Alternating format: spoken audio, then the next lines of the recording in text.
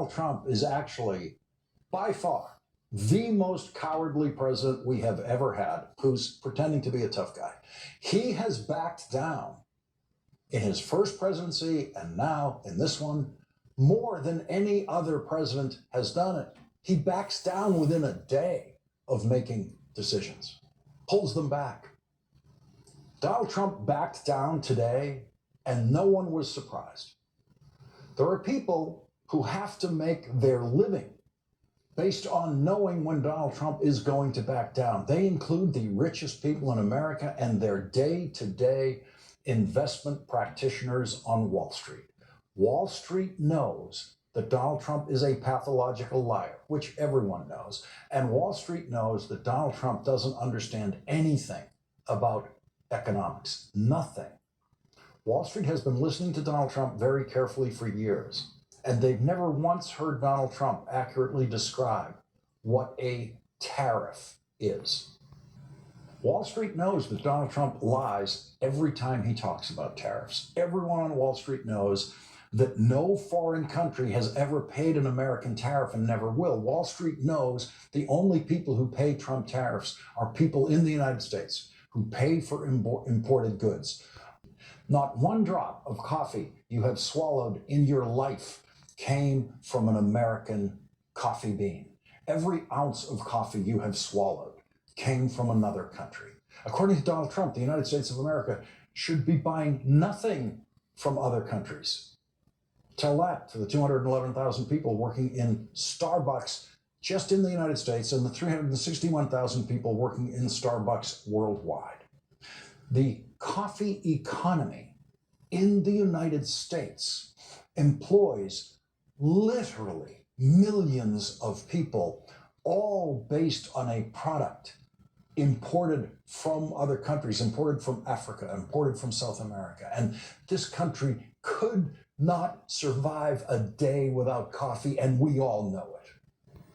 Wall Street did its job today and forced Donald Trump to back down from the most destructive aspect of his demented and illegal Trump tariffs on Canada and Mexico, the tariffs on automobiles entering the United States from Canada and Mexico.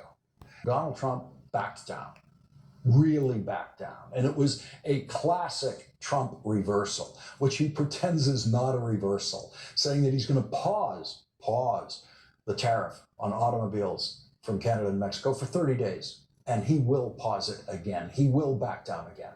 That tariff will probably never go into effect because and the most economically ignorant president in history actually did impose those tariffs yesterday. And once again, the stock market crashed. In the middle of the trading day today, when the White House announced that Donald Trump would pause the tariffs on automobiles for 30 days, the stock market digested that news and started to go back up, to exactly no one's surprise. One of Donald Trump's favorite lies until last night was that the stock market just loves him and that the stock market was never higher than under his first Trump presidency. And that was a lie, of course. The stock market was higher under President Biden than it was. In fact, the highest point the stock market has ever reached in its history was in Joe Biden's last month of the presidency. And last night, Donald Trump spoke for 99 minutes in an incoherent, rambling, lifeless, exhausting presentation with nothing designed to appeal to anyone who hasn't already voted for him. Presidents use addresses to Congress and to the nation to try to reach out to voters that they don't already have on their side. Not Donald Trump. In those rambling 99 minutes, Donald Trump never said the words stock market. When is the last time you heard Donald Trump give a long, self-congratulatory speech without telling you how great the Trump stock market is doing? Donald Trump was appearing, giving that speech on the night of a stock market crash caused by him, and he didn't say a word about the stock market in his address to Congress and the country, a country that was worried about the stock market. Not one word. The stock market crash was created by one day of the Trump tariffs being in effect. One day.